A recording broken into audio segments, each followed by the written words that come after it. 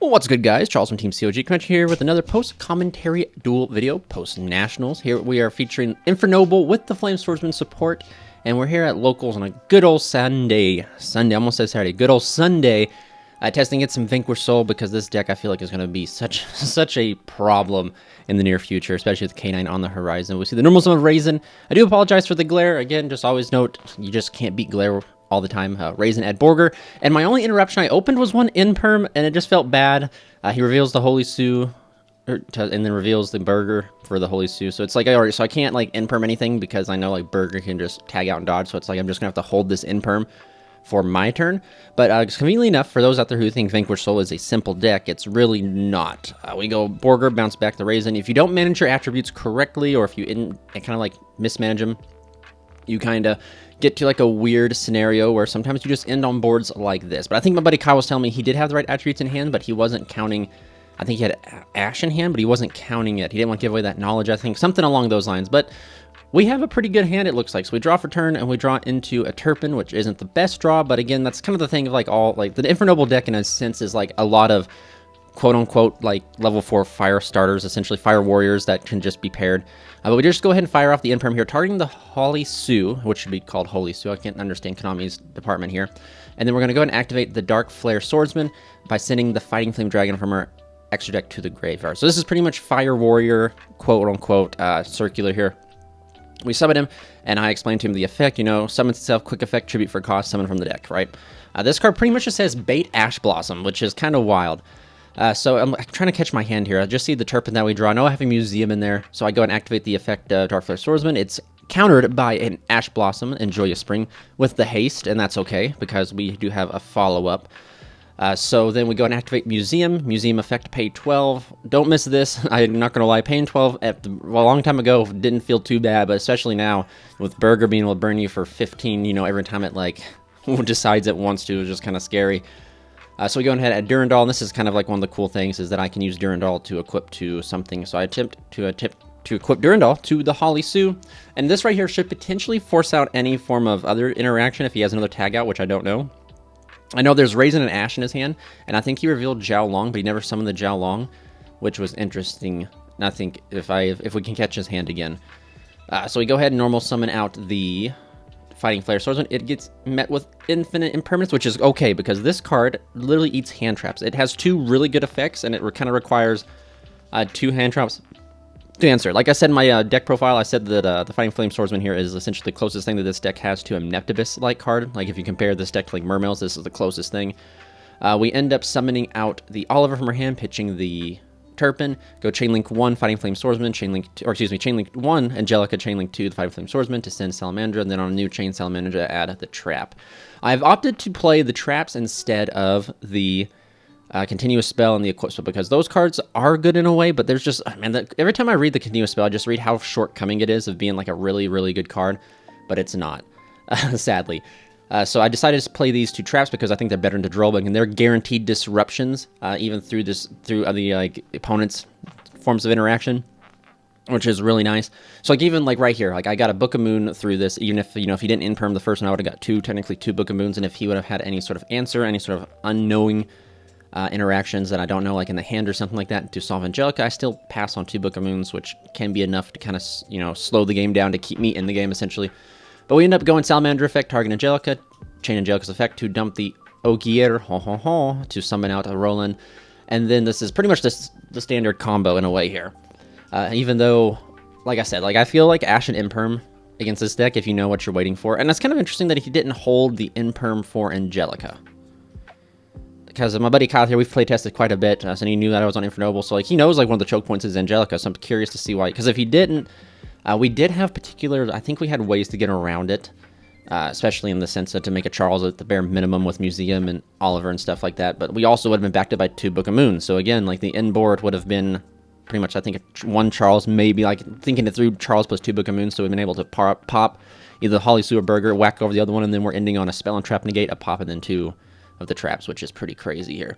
But we end up activating the second field spell, paying 12 again, which is, of course, I've paid 12, so I paid 24, and he's going to burn me for 3,000, which means I would take in 54, which does not leave me with a lot of life, so I got to be careful here, and I got to make sure that I either can kill him here or establish to where he cannot, you know, burger me again. So he reveals Raisin, and I think that was an Earth.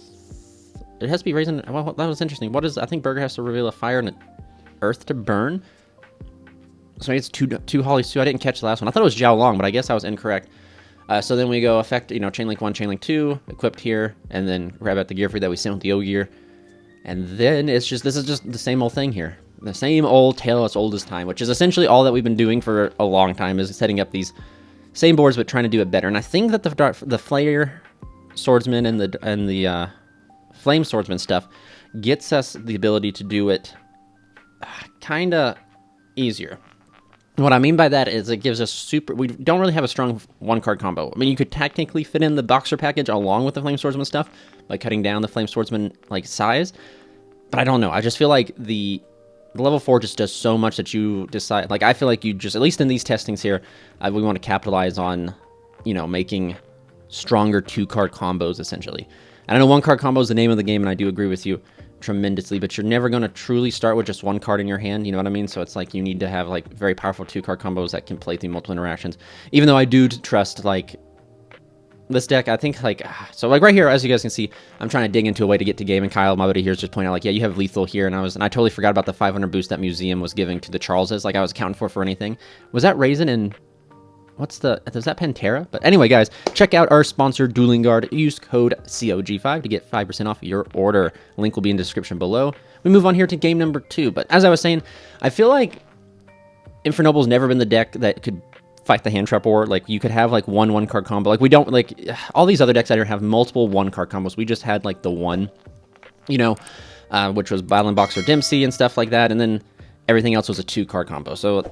which seems fair. I feel like if you're looking at the way combo decks should be made, I feel like, yeah, that's fair. Like, every combo deck should potentially have a 1-card combo that gets them to some form of interaction, some form of board. Then you have super strong 2-card combos, not these continual 1-card after 1-card after 1-card, looking at, Rise of Malice all being, like, multiple 1-card combos and stuff. Well, I guess another version of the deck, like I was talking about, would be the Fiend Smith Live Twin. Every little guy in that deck is, like, a 1-card combo to, like, the full end board.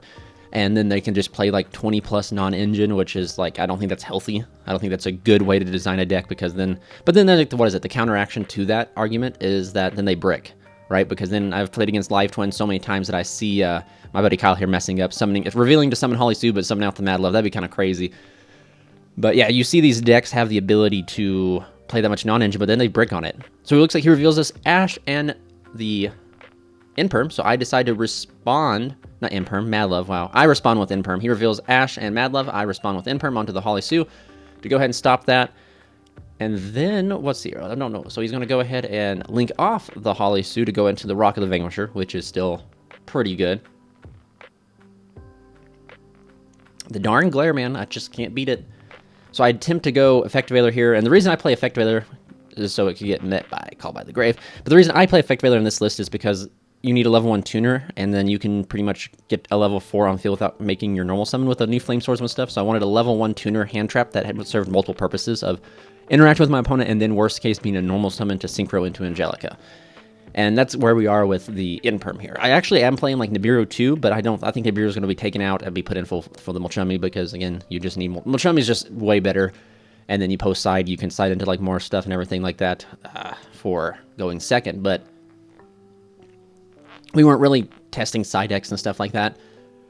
But let's see here. He's going to head at the Borger here. Borger is going to be able to get him a burn or a draw, which is still still crazy. The leaks have come out for the Justice Hunter set, and I think all the K9 stuff are pretty low rarity, which is, nice for some people's wallets. Not going to be nice for everyone out here, because it's just going to be splashed in literally everything, and it's just, ugh. We get rid of, like, I just like deck individuality, I guess. I like seeing decks being able to do what they can do and making it unique, and then we just get, like, these splashable engines where it's like, oh, you're just doing the same thing as every other deck type of thing. It doesn't make any uniqueness, in my opinion. But, anyway, we just see him pass on Borger, Raisin, and the Rock with a set. I think that's a set. Ooh. Let's see, I think we attempt to go to end phase, and he decides to pass on not using the field spell, which tells me that that set is, Snow Devil. So my hand is not too strong, per se. But just simply because I have 3, I'm going to have 4 cards in my hand to technically beat what he has. But that's the cool thing about it doesn't feel unfair. So I draw Call by the Grave, which is kind of cool. But it doesn't feel unfair going into like the Vanquish Soul board. You know what I mean? Like play out of the Raisin column, which my OCD is kill. This is what I like. I gotta like test against this deck a lot so I can remember. And I actually play the deck, so like I should remember. I should remember that Raisin's column. You know, like avoid the column. But we pay 12 after the museum to go ahead and search out Durandal, and I attempt to equip Durandal to the Rock of the Vanquisher, because he can't tag out the Rock of the Vanquisher, thank goodness, to search the Fighting Flame Swordsman. And the Fighting Flame Swordsman is going to be pretty decent here. We have like a pretty cool play, but I normal summon the Fighting Flame Swordsman. No, wait, never mind. See, I did play next Gig Brain here. I decided to put it not in the column of Raisin. Attempt to use the effect to add. He's going to chain the Rock, summon down a second Raisin into the column that I just avoided. I should have been a little bit more Gig Brain and put it in the column of the Rock of the Vanquisher and, yeah, of the Borger, because, yeah, that's... You learn. You learn. You live, you learn. But it's okay, because at the end of the day, man, this is all kind of for nothing because of that Snow Devil sitting in the back row, which will just completely clear my board. I had to commit my normal summon, which is kind of nice with the new stuff, too. It allows you to combo pretty safely without committing your normal summon, which you're going to get, you guys, this next game, I will kind of go ahead and spoil it a little bit. Not too much, actually. It's not even spoiling it. But you're going to see, like, the pluses of both sides, like Vanquish Soul doing, like, some of its turn 0 stuff, along with my deck being able to, like, play underneath without using its normal summon. And that's just like, I enjoy duels like that. You get to see like some like the brokenness of both decks. So I'm like asking him like anything here, you know, sweet. So I think I go ahead and fire off the Fighting Flame Sword here to go ahead and search. I don't think I have tuner access. He goes Burger effect, reveal to draw. So I'm like, okay, well, darn. Hopefully it doesn't draw into like any sort of like really high impact hand trap. But we'll see. Just thinking here on what we're going to do. So I think it's we just throw Gearfried down, because Gearfried forces a reaction. But I'm an idiot here too, because I just throw it right in the center column. And I wish I could say I was Giga-brained, but I'm not. I wish I could say it, because I put it here in the center column knowing there's a raisin. I'm staring down 2 raisins. And he uses this raisin to blow this column. And I'm like, okay, sweet. So I think I decided to chain here. Actually, yeah. So he decides to blow the column here with the Gearfried, which is fine. I can't do anything to stop that. And I decide to go ahead and go Fighting Flame Spirit to attempt to add.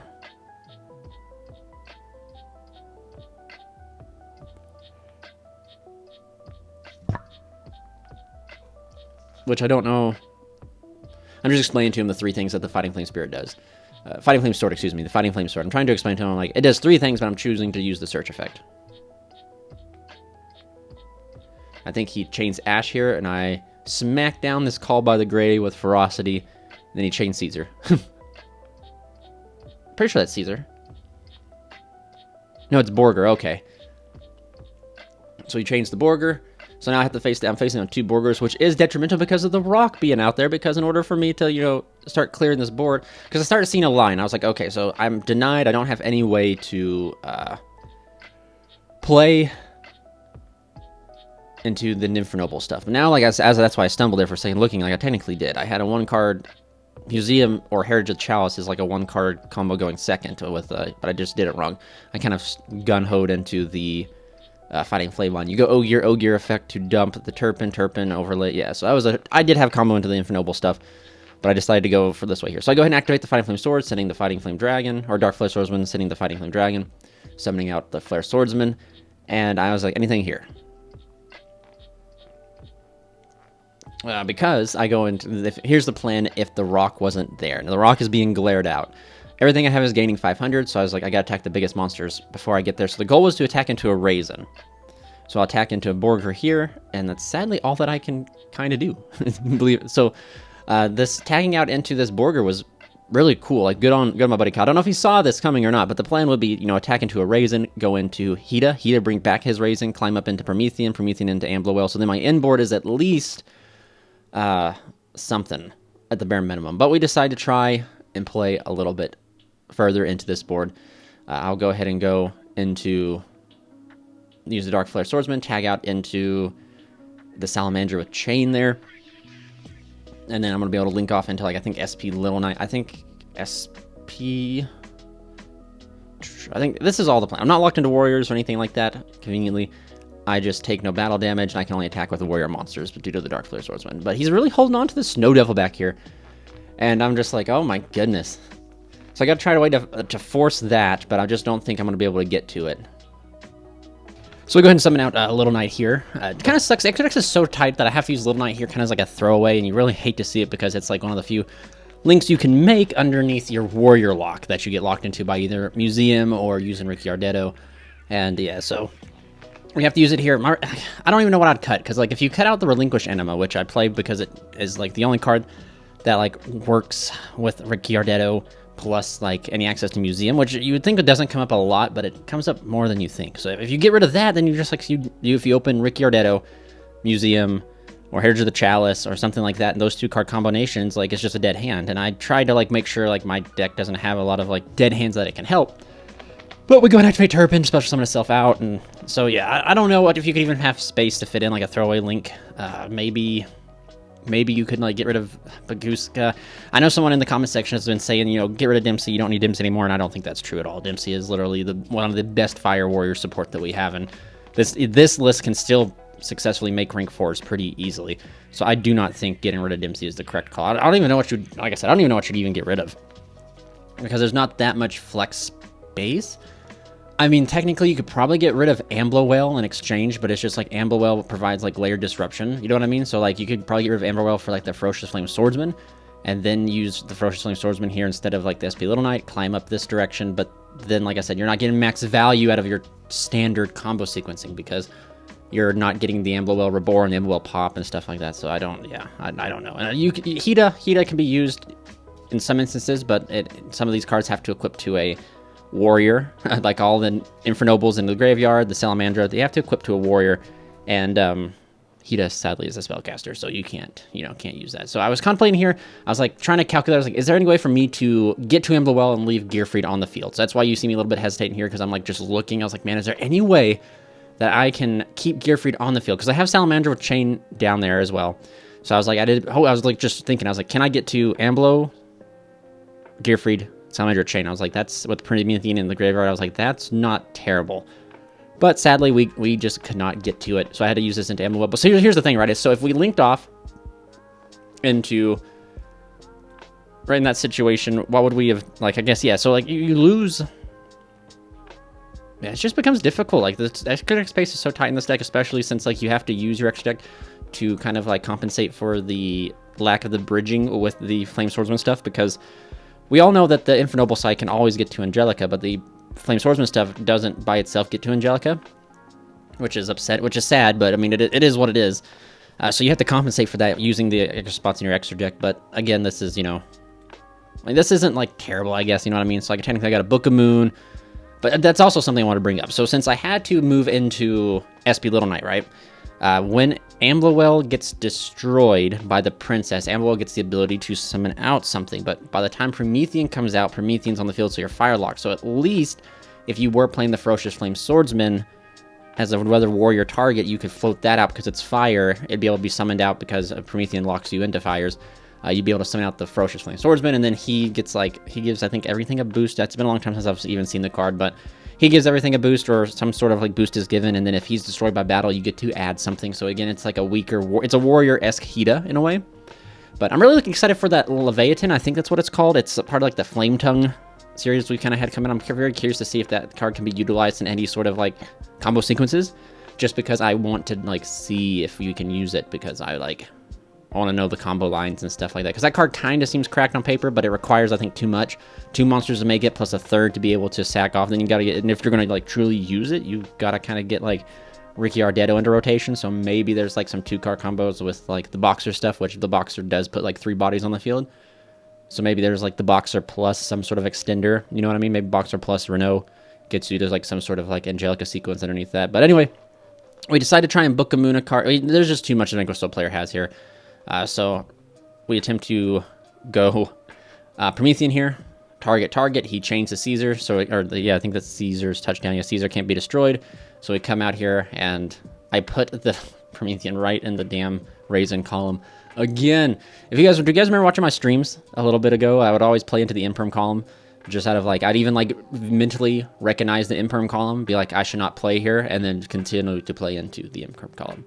But I do miss something here. Amblowell should have been able to trigger, I should have been able to banish Amblowell. I think if I remember Amblowell's effect, it says when like a link 3 or higher is destroyed, or lower, excuse me, is destroyed, I can banish it. Which I'll just check right now. It says, if a link 3 or lower monsters on the field is destroyed by battle or card effect, while this card is in the graveyard, banish it and destroy one card on the field. Yeah, so I should be able to trigger Amblowell there. Just always something you got to kind of remember. I do miss that, which would have been able to potentially keep me alive, maybe. I couldn't have gone after Caesar, which, you know, that's okay. Caesar's Caesar. It's unaffected. But I could have potentially hit, like, another possible target on the field. And then during the battle phase, I banished the Salamander with Chain here to go ahead and fusion summon out the big guy. But sadly, I'm like, okay, so when he battles, but he had the Snow Devil this entire time, as I was saying. So I'm like, yeah, I'm just cooked there. So anyway, we move on here into the all-important game number 3, where we get to go first. Winning game 1 was really, like, detrimental, I feel like. This, like, you know, now we get to do what our deck does best, which is, sadly, go first. So he's going to throw Fuwa here, and we get kind of bent over by Fuwa. Especially, looking at my hand, I see I have cross out, so I'm going to go ahead and throw Ash on Fuwa. And I'm like, okay, so now Ash is gone. I'm going to go ahead, still in the draw phase, activate the legendary Fighting Flame Sword to go ahead and search out of course, our Dark Flare Swordsman, which Konami, hopefully in the 10s or something, gives us as a hollow or some sort, whether it be super or something, because this card is really crazy for what it does, and it's a shame that it was made a super, or made a common. It should have been made a super at the minimum. So we're going to go ahead, and I think that's the first thing. I see I have 1-for-1 also floating in my hand, which is pretty decent, a good extent. That's why I'm still opting to play 1-for-1. It's still a very powerful extender, in my opinion. But we're going to go ahead and go here, special out this, and then I go ahead and tribute here, scan for Ash Blossom, and we go ahead and see the Ash Blossom, but we opened one of the holy trinity of anti-hand trap stuff, which is sacked by the Designator here, and yeah, it just goes through. And then he's going to go ahead onto the cross side, he's going to chain Holly Sue, and I'm like, okay, so that's pretty good. I can't stop Holly Sue from touching down, sadly. So Holly Sue will touch down, cross out will resolve, and then I'm just checking I'm like, okay, so this is what, all right, man, so this is really what Vainquish Soul, like, this is the cool side of Vainquish Soul, right? Turn 0 play, which I don't think should have been the correct route Konami should have gone, but it's still cool nonetheless to see. And these happens, right, so he reveals Jiaolong, and he reveals the Borker, I think, to go ahead and summon from the deck, which he's going to summon out Raisin, I believe. No, Mad Love and Jiaolong, okay. And then I get to resolve my Fighting Flame Swordsman. I get to go ahead and grab the Flame Dance. There we go. Yep. So right here, this is what I'm thinking. Since I'm going first, no matter what, I'm going to potentially be able... This is what's kind of cool, right? So he has the ability to, I think, Raisin pop my column. He has the ability to Caesar as well if he bounces back the Holly Suit. So this is just what's kind of cool, man. Like this, I mean, it sucks being on the receiving end of this, but this is just kind of like interactive gameplay like you like to see. I have Effect Rail in my hand too, which I could potentially normal summon to Synchro, right? Which, I mean, it's okay. So I think I just go ahead and fire off. I'm thinking through my lines. Because I got to play around essentially. At any moment, you know, my buddy Raisin can pop my column. And then I have to deal with the Caesar pop, which is, you know, essentially 2 forms of pretty much like 4 forms of disruption on my turn 0, which is kind of crazy. And I'm not in tune with the deck, so it does take me a little bit to see a little bit the particular lines I can go through, but anyway, I think what are we doing? Thinking 1-for-1 pitching Effect Veiler, yes. So Effect Veiler, even like Effect and Imperm feel really bad into the Vanquish Soul matchup, simply because, you know, everything that targets they can, you know, bounce back. So anyway, he chains Raisin here, which I thought was so interesting. I was like, really, chaining Raisin to blow the column? I was like, sweet. Then he chains Caesar to bounce back Holly Sue. So I'm like, okay, all right, we're actually going places. All right. So we summon out the Riki Ardetto, we go Chainlink 1, Riki Ardetto, Chainlink 2, the Flame Swordsman to send. We send Salamandra, we get to summon out, and then on a new chain, we go Chainlink 1, Salamandra, Chainlink, oh no, they're just Chainlink 1, Salamandra. But see, if you didn't search already, you could potentially do Chainlink 1, Salamandra, Chainlink 2, the Flame Swordsman, and get both the things there, but it's okay. So we end up getting both traps in a rotation, and I think that's all I got is both traps. So I was like, anything here? And he's like, nope. So if he would have Caesar popped something there, that would have been pretty good, but he decided not to. So again, like Vanquish Soul, you got to know your interactions, right? Like your interactions, you can kind of like overwhelm. You don't have no negate, so you got to have like pretty good interactions. So we're gonna go, I mean, like, you know, you gotta use your interactions very well, since he only has the one pop left, and I know his hand, you know, he's probably trying to find a good moment to do it, which is, of course, gonna be on Angelica here. So we go ahead and, I think, go Salamandra, the Fighting Flame Dragon, the Salamandra to equip to Angelica. Yep, there we go. Attempt to equip to Angelica. He has no response. I chain Angelica's effect. He's then gonna chain Caesar to pop, and I'm like, dang, okay, well, by Angelica, you did your duty. But we still have plays here. We still have them. And this is going to showcase you a little bit earlier. I mentioned why I don't think you should ever cut Dempsey. And this is going to show you right kind of here. Now, I feel as though I was missing something here. So this is, since I've already exhausted Angelica, this is what makes this a little bit difficult. So I attempt to go Durandal onto Raisin, I believe is what my call was. Or I think it was, you know, Caesar or whatever. We search out Ogier. We then normal summon the Ogier, use Ogier's effect to go ahead and send. Just calculating, looking at stuff, trying to see, making sure I have no equips in the graveyard. I think I just come one body short, sadly. One body short of literally being able to make a Charles. That's okay, because, you know, our board will still be backed up. So I equipped Turpin to the Ogier, use Museum's effect to move forward. Then I get to overlay. I'm now Warrior locked, which is okay. I overlay for Dempsey. Yep, should overlay for Dempsey. Come on, overlay for Dempsey. I don't know. Okay, yeah, we're just, yeah. I thought for a second, I was like, surely I'm not thinking. I go Dempsey effect to attempt to add. Maybe I should have sent, like, Malgus to pick up a draw here, but instead I just search out the Renaud, excuse me, and then I'll go ahead and activate the Dempsey. I think I'd activate Dempsey, detach the Turpin, because I've not used Turpin's effect to special summon itself. So again, we're just trying to establish a board. We know his hand, and we should be okay. I feel really good right now because we're going to be able to make SP Little Knight and potentially banish the Caesar, because Caesar's what's like, the crazy thing about Caesar, dude, is Caesar's going to be able to fire off during his turn too. So it's like if Caesar stays there, if I don't answer Caesar, the frame during his stance draw phase, Caesar can just Caesar me again. And that's just too much to deal with, especially if he ends up drawing into something like, yeah, so Caesar has got to go. The Valious Caesar. We go Dempsey effect to detach the Turpin, and I think I special summon out our Renaud here. Special Renaud, add back Durandal, because it's, or yeah, is it Durandal? Yeah, I'm just checking. Always make sure to check out everything, guys. Like, that's something I cannot stress less. Check everything. We go ahead and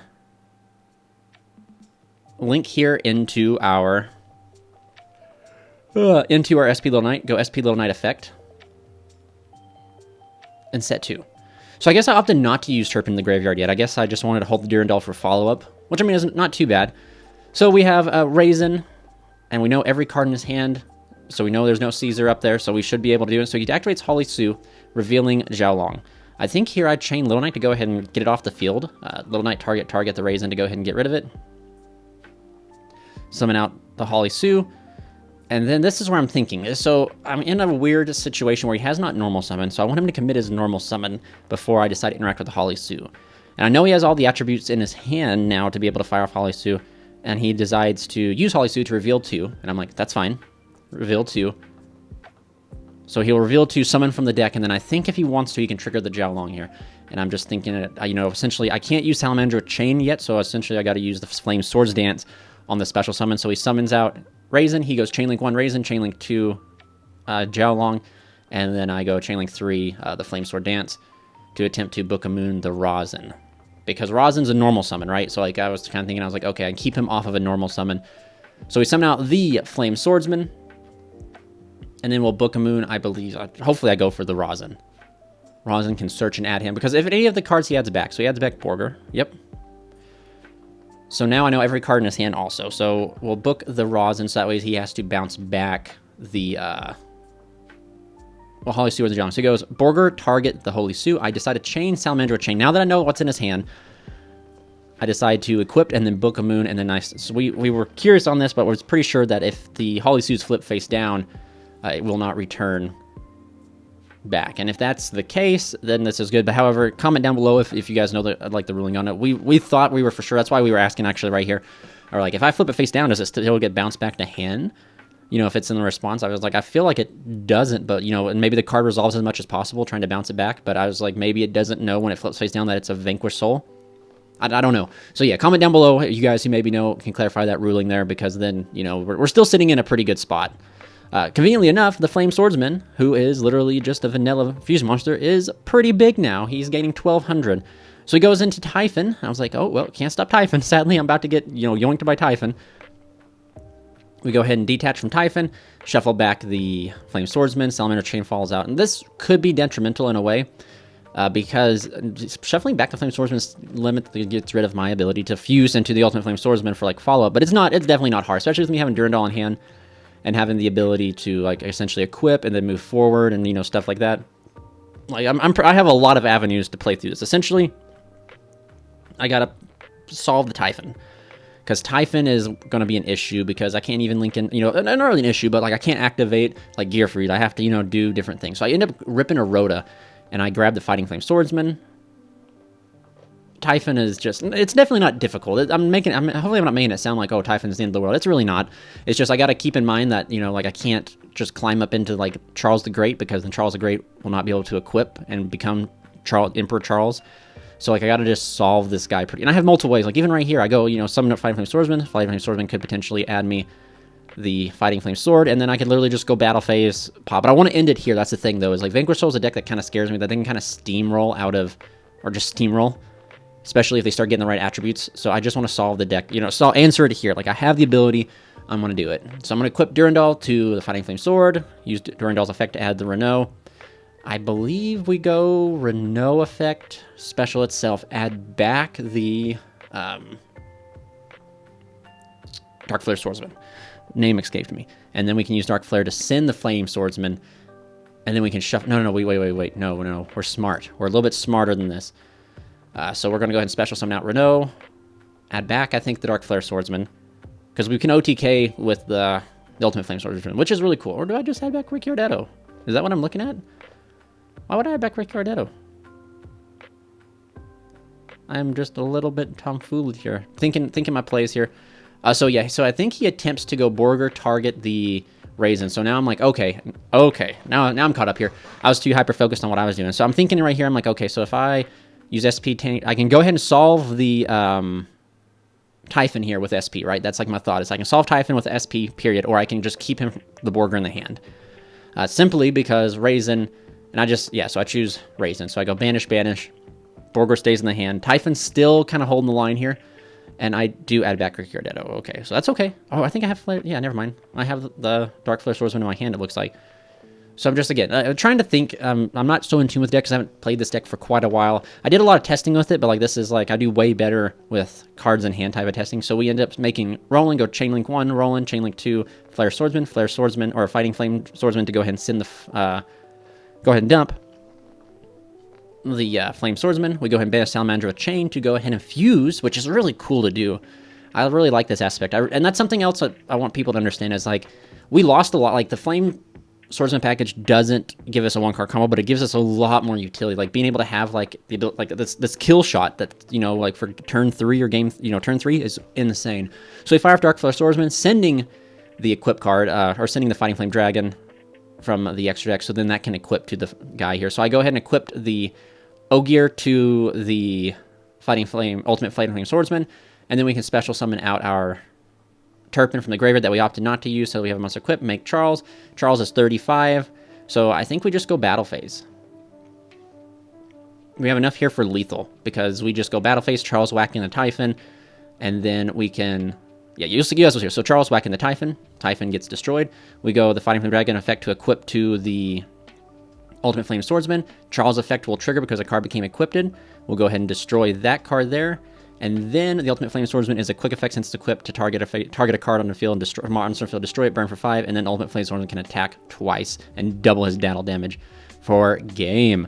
So yeah, guys, thank you guys so much for watching. Please stay tuned. We will be doing the Versus series with this deck very soon. And thank you guys so much again. You guys stay safe, stay healthy. This is Charles from Team COG, signing out.